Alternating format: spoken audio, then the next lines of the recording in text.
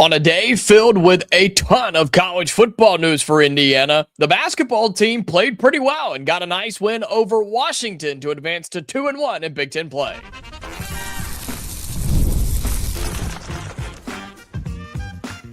You are Locked On Hoosiers, your daily podcast on the Indiana Hoosiers. Part of the Locked On Podcast Network, your team every day.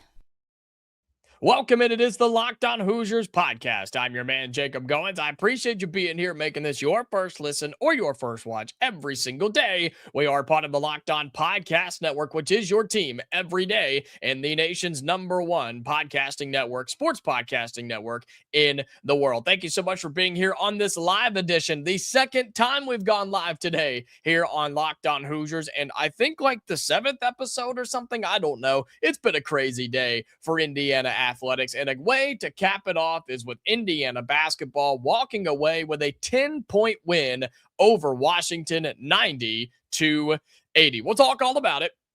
We'll break down the box score, talk about the trends, the ups and the downs, and how tonight looked a little bit different for Indiana and how the Hoosiers might just be trending up as we hit 2026. And of course, at the end, we'll do everybody's favorite segment of likes and dislikes. 90-80, Indiana takes down Washington in the Big Ten restart. Hoosiers now 2-1 in Big Ten play on the season. And overall, I was pretty impressed with Indiana. I have to be honest with you. I think coming off of the extended break right over the holidays, you just don't know how Indiana's going to play. I'm glad, or how any team's going to play, really. I'm glad that this game was at home. I'm glad we didn't have to go to Seattle to start the Big Ten restart, right, coming out of the break on the 4th day of January. Very happy that this game was in Bloomington. It was in Assembly Hall. I know there weren't a ton of people there, but playing a game on Sunday night at 8 o'clock Eastern time just doesn't make a whole lot of sense for people going to the game, but I digress. We won't dive super deep into that idea, but overall, Indiana, I thought, played pretty well. You put up 90 points, 52 in the first half. You cool off a little bit in the second half, but you weren't as aggressive, especially pushing the ball and shooting it from the outside in the second half. You get contribution from several different players here, right? It was Tate and Conaway in the first half. It was a combination in the second half of Lamar Wilkerson. Trent Sisley played well. Heck, Conor Enright decided he could, shoot the basketball. What a miracle. He remembered that he is able to score, and he's actually pretty darn good at it when he tries, right? 12 points from him tonight. Loved seeing that.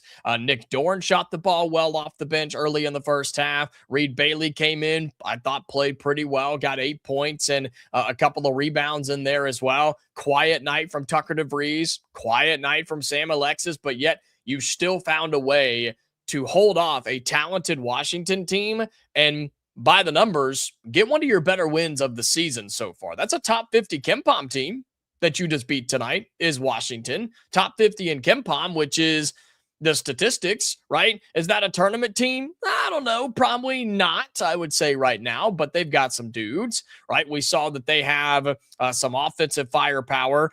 You can't deny Steinbach. That dude is an animal, and I thought Indiana held him in check for a while, had a good game plan, right? Anytime he caught the ball down low, throw a double. Make him get out of it. Make someone else beat you. Now, first half, they absolutely did. They shot the ball pretty well in the first half, did Washington, especially from the outside. You limit that in the second half, I thought. You got to find a way to defend without fouling. God, that second half drug on forever, didn't it? Because Indiana couldn't find a way to defend without fouling, but I'm not going to complain about a 10-point win in Big Ten play, especially given the schedule we have coming up and where this one fell coming in and off of a pretty lengthy time off, right, from the holidays and such. And so, again, we'll get to likes and dislikes here in just a moment, but this one looked a little different tonight. This Indiana team and the way they performed and the flows of the game and the execution of the game looked a little different this evening. Look a little different for me in a good way. Indiana was doing a couple of things that they simply have not done so far this season, and it helped you, okay? It helped you shoot 52% from the floor. It helped you shoot 43% from three, and you also got to the free throw line 20 times, which Indiana's had a fine job or done a fine job doing that.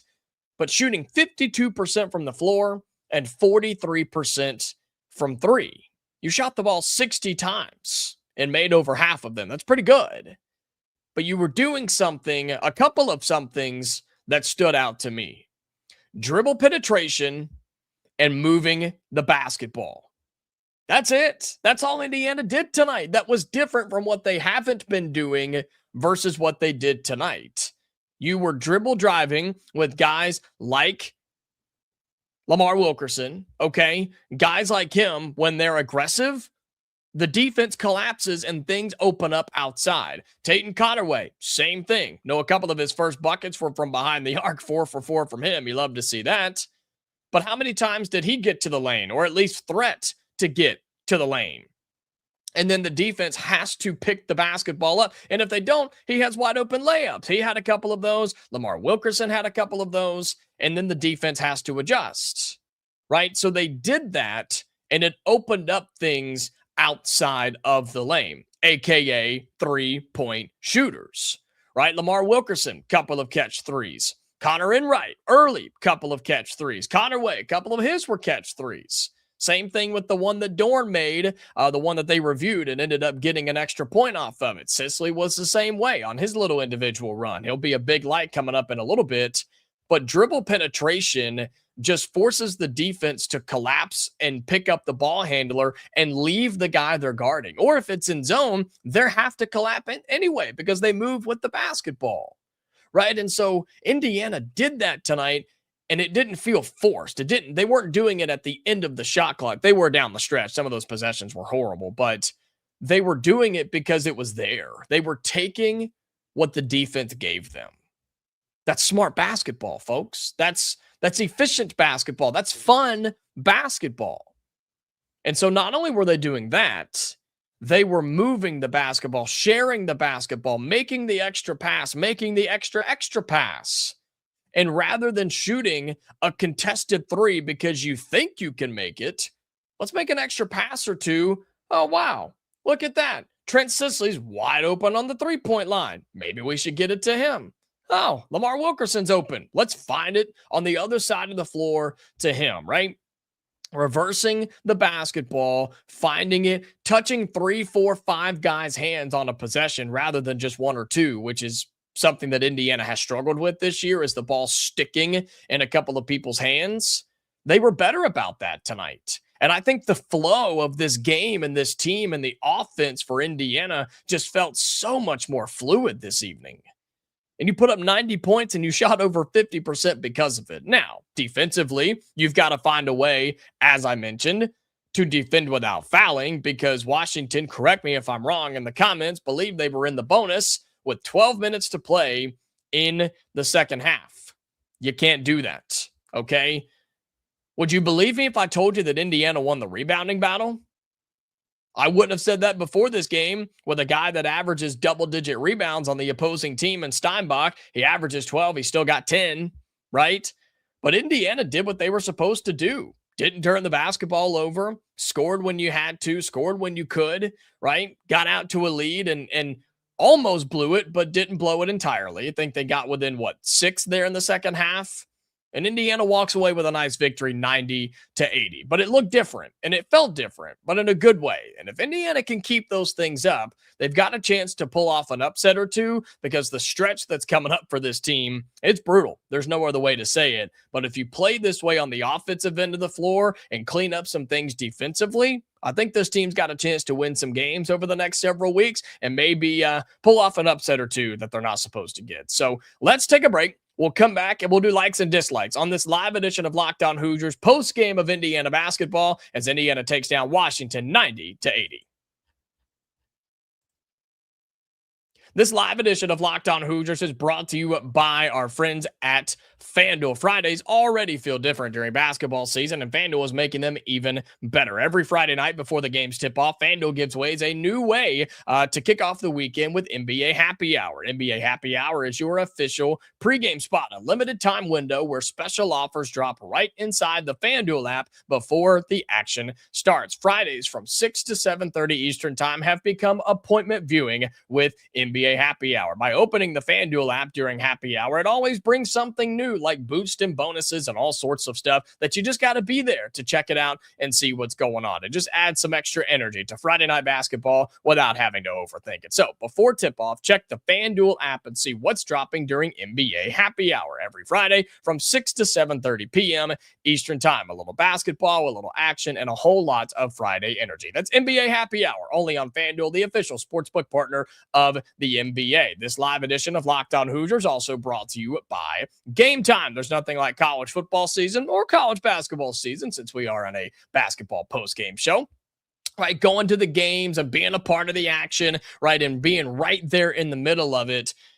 Trying to get tickets sometimes can be difficult. It can be stressful, and it can get to the point where you just say, to heck with it. We're just not going to go. Don't do that. Get on Game Time and buy that ticket and go to the event. Take the family, take a friend, take a spouse, take a date, take a coworker, whoever you want to go with. Get on Game Time, buy yourself some tickets, and get to the event, right? In just a few taps, you can see all these amazing events, all these incredible seats, and the amazing prices that they have, because what you see is what you pay. I talk about that all the time. There's no tricks. There's no jumping at checkout. What you see is what you pay. That's why Game Time is the best in the business. So take the guesswork out of buying college football tickets with Game Time. Download the Game Time app, create an account, and use the code LOCKEDONCollege for $20 off your first purchase. Again, that's LOCKED ONCOLLEGE for $20 off. Download the Game Time app today.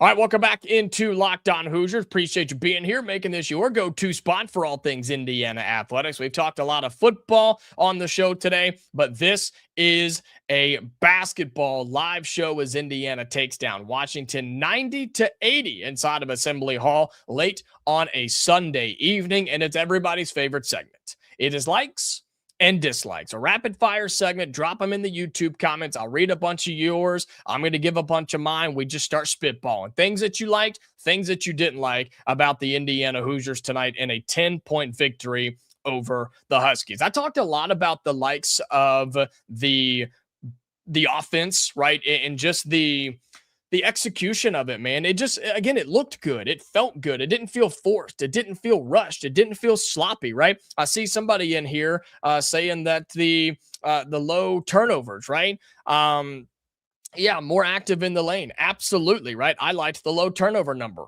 4 tonight. I don't love that you only forced 4 turnovers, but you only gave it away 4 times. And at that point, it's a wash, and let's just play on. So loved that, right? Loved seeing several guys get involved, because what have I talked about?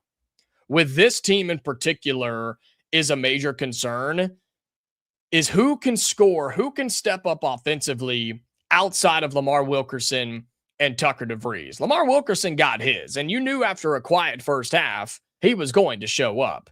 And 22 points, 4 rebounds, 3 assists, only 1 turnover for your main ball handler. This dude played 39 minutes tonight and had 1 turnover. That's pretty strong for Lamar Wilkerson. I don't love him shooting the basketball 17 times, but for a guy, 10 of those being from behind the arc. But for a guy that gets hot, I mean, like a lighter, you got to let him go and do his thing. Tucker Devries, on the other hand, is something that I'm starting to dislike, and not him personally, obviously, but his play has not been up to the level that it needs to be, right? 6 points tonight, 4 rebounds, 3 fouls, 0 from deep, not really moving on defense. Transitions really not there for him, and he's just kind of out there. And I'm really disliking the trajectory of his season for Indiana, because early on it's Wilkerson and Devries, and my concern was, okay, who's going to step up outside of that? Because we hadn't really seen a whole lot from Bailey or Alexis. Conor Enright up to this point has not done anything offensively. Trent Sisley was still getting his feet underneath him, and Nick Dorn's only been playing the last couple of games. Tonight was different. Tonight was a different story. You get 12 from Conor Enright. You get 10 from Trent Sisley. You get 8 from Reed Bailey and Nick Dorn. That's strong, man. That's really strong. And that's good enough to obviously win basketball games. But you can't afford for your second best player, your second best shooter when they're on, and Tucker Devries to just kind of be there and going with the flow. So I'm not liking the trajectory that we're on with him, but hopefully he can kind of get out of the funk that he's in. Here's the thing though. He was hyped up. He was engaged. There were several times I saw him jumping up and down on the bench and waving the towel and getting people involved. So I don't know. I don't know what it is there, the disconnect right now for Tucker Devries with Indiana, but that's got to change. So not really liking the direction there. Love the idea that you win the rebounding battle. That's fantastic. You didn't get just destroyed points in the paint. You only outscored by 4. Right, 34-30 points in the paint. I'll take that all day. Fast break was even at 12 apiece. You did have 16 assists on 31 made shots. Not great for Indiana. They're normally better than that, to be quite honest with you. But again, the offensive execution, again, is what I go back to. It just looked so much better. And I feel good going into what is coming up for this Indiana team. All right. You're now on the season. You are now 11-3 overall. You're 2-1 in Big Ten play. And after your game on, is that Wednesday? I think. Yes. Wednesday night when you go on the road to Maryland. Okay. Early tip, 6:30 on the Big Ten Network. After that, you play 4 games in a row against ranked opponents. And 5 out of your next 6 after your game on Wednesday are against ranked teams. That's tough. This team's not ready to beat ranked teams just yet. Not Indiana, not yet. Offensively, absolutely. Defensively, still too many missed assignments, still too many arm throws, right? And just arm waving at ball handlers going by, not enough feet shuffling, not enough communication, not enough defending without fouling, right? Those things have to get cleaned up for Indiana. Those are all dislikes for me in this game as well. But you did weather the storm, and I think that needs to be called out too in a good way. Something I liked for Indiana tonight is they did weather the storm from Washington. Shout out to them, man. That's a tough team. That's a team that's going to beat some folks in the Big Ten. Again, I don't think they're a tournament team, but they're a team that you have to respect. They're a team you have to prepare for, a team that can make shots, go to their guys, and know who they are. And they had several runs in them tonight, and Indiana said, nah, we're good. Couple of big buckets down the stretch. Trent Sisley, God, he's coming on strong, man. If he can continue to play the way he is, that's an X factor, right? If Conor Enright continues to play well, Trent Sisley starts playing well, Lamar Wilkerson, you're going to get his. I mean, you're starting to talk about some serious offensive firepower. Then it all comes from the defensive end. Can you string stops together? You had stretches of that tonight, especially down the stretch, and I really liked seeing that from this Indiana team. And so I see a lot of your thoughts, but lots of your thoughts in here on the YouTube comments. Again, I appreciate you being here. Yes, I did see this. Burnham, the Notre Dame defensive end, did in fact commit to Indiana during the basketball game. I was not going to stop watching the basketball game to do a show for that because I wanted to make sure I was watching and had all my details and things. But yeah, that is the 7th commit for Indiana football today out of the transfer portal. More on that tomorrow. If you've missed any of our portal conversations today, oh my goodness, it has been a day. Let me tell you, it has been a day. So go check all of that stuff out. Thank you so much for being here on this Sunday evening. I really do appreciate it. This is a fun Indiana basketball team. They're going to take some licks, okay? They're going to take some licks. Here's that schedule, by the way. I told you the numbers about it, but I didn't tell you what it is. At Maryland on Wednesday, Nebraska at home on Saturday morning, at Michigan State, home for Iowa, at Michigan, at Rutgers, and home for Purdue.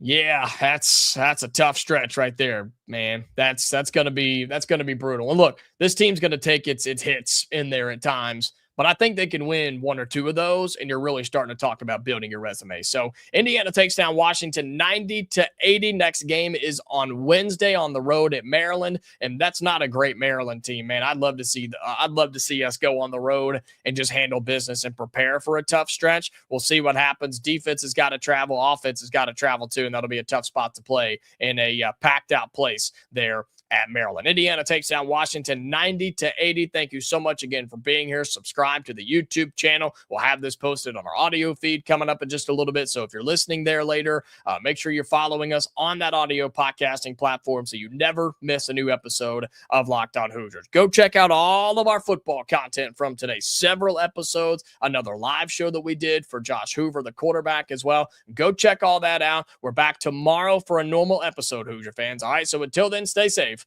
and I'll talk to you later.